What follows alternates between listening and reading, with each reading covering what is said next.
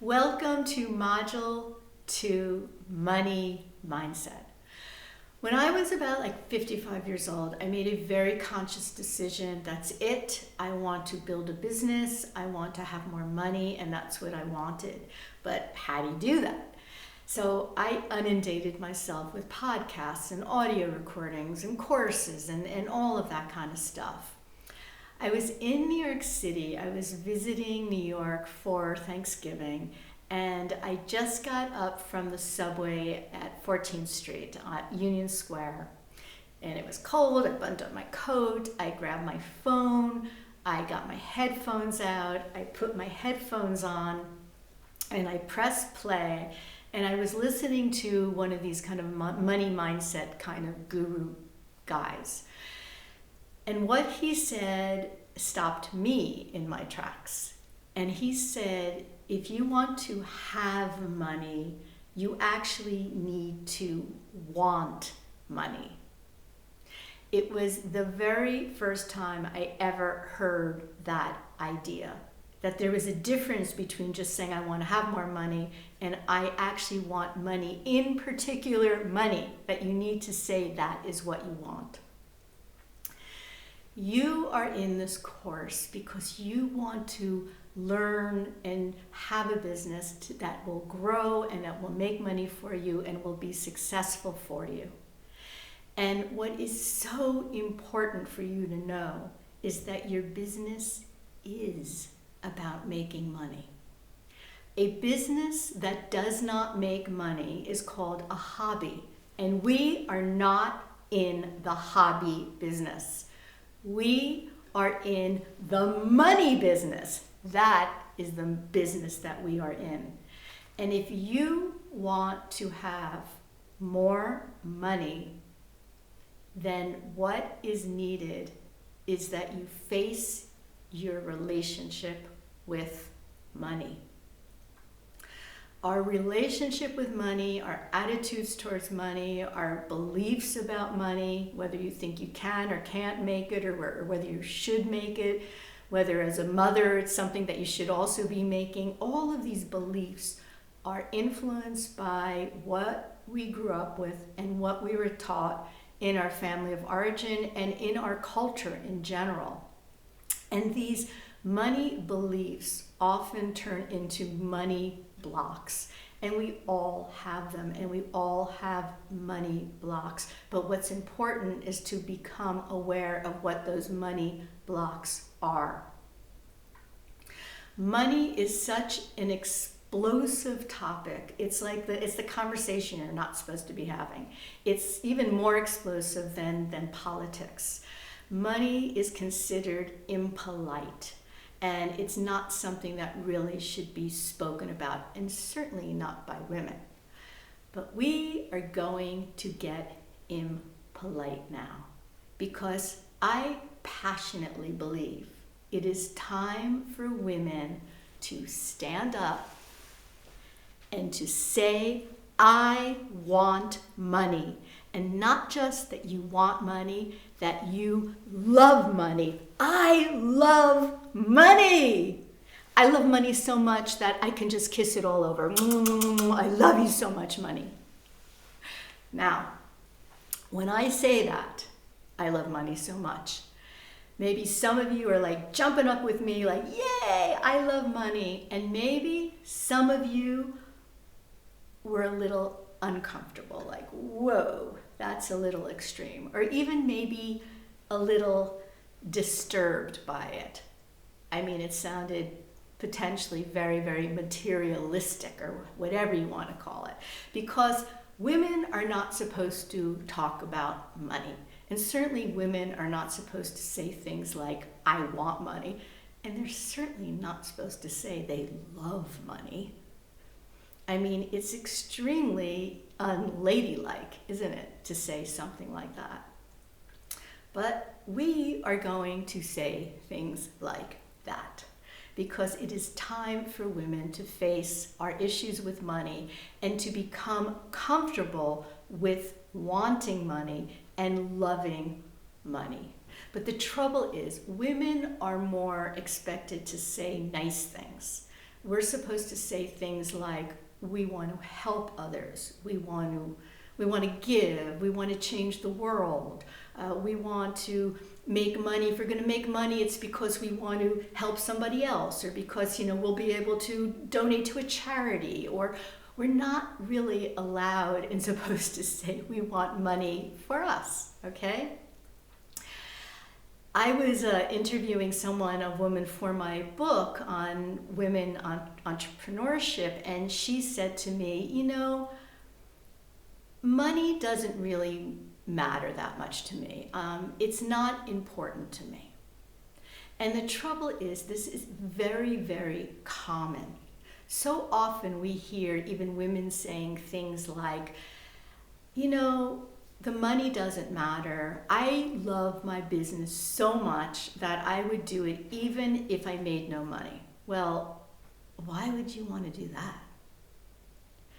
It's really important that we become honest again with ourselves, and to be able to say money is important to us and money is something we want. When we say those words like it's not important, it's not a value to us, it's, I would do my business even if I made no money.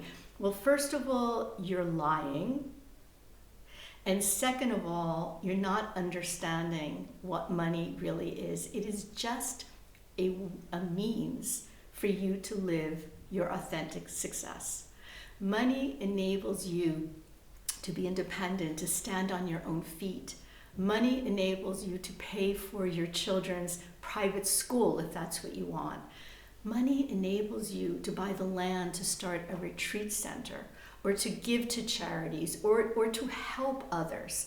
Money is just a means towards all of those things. And even if you wanted money only for yourself, you are still a good, kind person. And it's important to know that. Brooke Castillo is a coach. I don't know if you've heard of her. She is one of the biggest coaches in the world, and she is extremely public about talking about money and talking about what her revenues are in her business. And she did 24 million this year in 2020.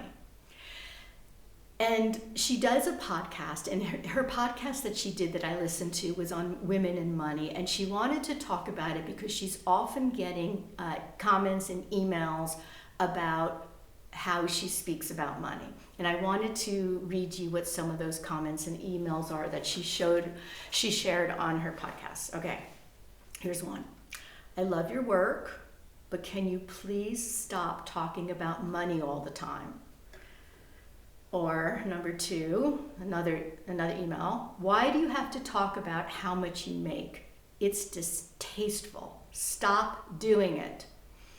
Or another email. Please stop telling women they can make $1 million. It is not realistic or possible for them. You're putting things in women's minds that will be disappointing for them. There is so much shame around money and women, and we are so often made to feel ashamed of a desire to make money, which is why so many of us don't. And I'm going to share with you a couple stories that happened to me around this. When I hit 400,000 in sales in my business, I was in a private Facebook group with other sellers of physical products that were building businesses. And the teacher in the group suggested that we all post what our annual sales are, within our group. So I was very proud and happy. I did 400,000, and so I created the post and I posted it. And then to my horror, I realized I didn't post it in that private group. I posted it in my profile where all my friends and all my families would see. And I was so embarrassed that they would think I'm such, bragging and saying these things. And I immediately went in there, I deleted the post, but not fast enough because my friend Sammy had already read it, and he private messaged me, "Congratulations." I wrote him back immediately and I said, "Sammy, please promise me you will never tell anybody that is the sales of my business. Promise me." Because I was so embarrassed of what people might think of me.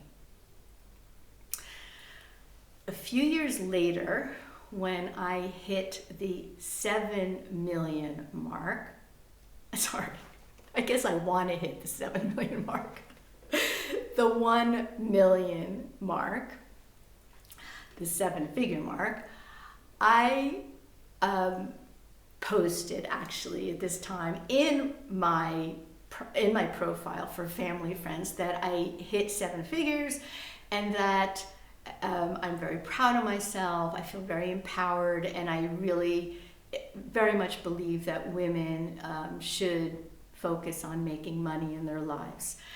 And my husband Heinz, he had dinner shortly after that with one of his absolute best friends, who I adore, and let's just call him Michael. He had dinner with Michael in one of their favorite fondue restaurants in Zurich.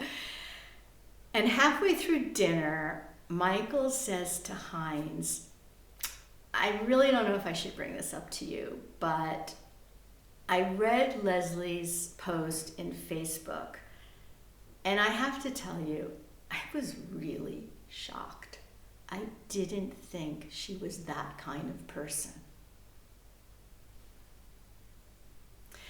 When Heinz came back, he told me what Michael had said, and I'm really glad he told me. But what Michael meant is he didn't think I was that kind of person, a greedy, money-focused, human being woman. But this is very typical of the perception that people have about others, and in particularly women, about what they should and shouldn't be speaking about when it comes to money. And it's one of the reasons why so many of us stay in what I call the princess tower and suffer from what I call the princess tower syndrome. I grew up in my family that I grew up in. I grew up that men are supposed to make the big bucks, and yeah, it's great. Women should have a job or a career and make some money if they feel like it.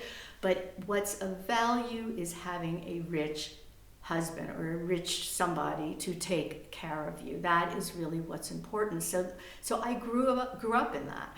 So I grew up in the princess tower, okay, where I was being taken care of by somebody else. And so in my own belief systems, I thought my husband Heinz should be the one who was making most of the money. I felt like I am a spiritual person. I don't want to focus on money. It's not that important to me. These are all the kind of beliefs and money blocks that I had in my BS, in my before success. But then after success, after this time, I realized that all of those beliefs that I had were really fears. That's what they were. They were fears. They were fears like, suppose I tried and I failed, or suppose I'm really not that good, or suppose I don't really have anything of value really to give, or suppose I'm not that smart, or I'm not that good with computers, or I'm not that great with money, or I'm not great with spreadsheets, or whatever it is. So it's more comfortable to stay where I am. Or sometimes a fear can come like, what's going to happen in my life if I do make money? How is that going to change my relationship with my partner? Or what happens when you no longer need your partner for financial reasons? Ooh, that's a big one, isn't it? So leaving the princess tower can bring up quite a lot of fears and issues, and it definitely did for me. I felt I went kicking and screaming out of the princess tower. It's quite comfortable being there, sort of, until you're out of it, and then you realize it's not comfortable. So let's talk about what can you do? What can you do for your money mindset to improve it? We all have it. We all have money blocks. We even when you get over one money block, you realize you have another money block. So what can you do? The first thing is we need to know what our money story is. What your beliefs were, how you grew up, what your parents taught you, what your belief systems are around money. What is your money story? The second thing to do is to notice the words that are coming out of your mouth, the words and the sentences, and also start to notice other people's words and sentences, your partner, your husband's, or whatever, and notice the belief systems that are coming out of your mouth or your head or your thoughts around money. Because all of those belief systems, I'm not smart enough to do it, or the economy is so bad right now, there is no way I could start a business, or I need a lot of capital to start a business, and so I can't really start a business right now. Whatever those buts are that come up are your mental belief systems that are actually blocking you from your success and for making money. The third thing to do is to create a money mantra for yourself. Some kind of sentence that's repetitive, and let me teach you the one that I use all the time. Money comes easily and frequently. Money comes easily and frequently, and lately I changed it to a lot of money comes easily and frequently. So these are three things that we could do on a basis of every single day, of knowing what our story is, looking at the words and the thoughts that are and sentences that are literally coming out of our mouths, and repeating a positive money mantra too. So let us recap from this very weighted topic of money. First of all, in order to have money, you need to want money. Your relationship with money is the reason why you have or don't have money right now. And there's actually no other reason. None of us live in Syria in a war zone. And where you are with your money right now is in direct correlation to your own relationship and attitudes towards money. So many of us, all of us, have shame and fears around money. And are you still living in the Princess Tower? What are the fears that come up about leaving the Princess Tower? Or even fears about what would happen even if you made more money? That's also scary. And lastly, I shared with you the money mindset set tips to do, which is to notice your story, your own money story, notice the words coming out of your mouth about money, and to repeat a money mantra. Money comes easily and frequently. So now it's your turn to work on these topics, to go into the guides in our Facebook group, and to download the worksheets there. Take a deep breath. This is one heavy topic, and I might have pushed a few buttons here. I know how weighted this is, and I know how confrontational the whole issue around money is. It goes into all of our different areas that confront us, basically. So, okay, stand up right now. Stand up with me. Put your feet on the floor and say with me, I want money and I love money. I love money. And I will see you in our Facebook group.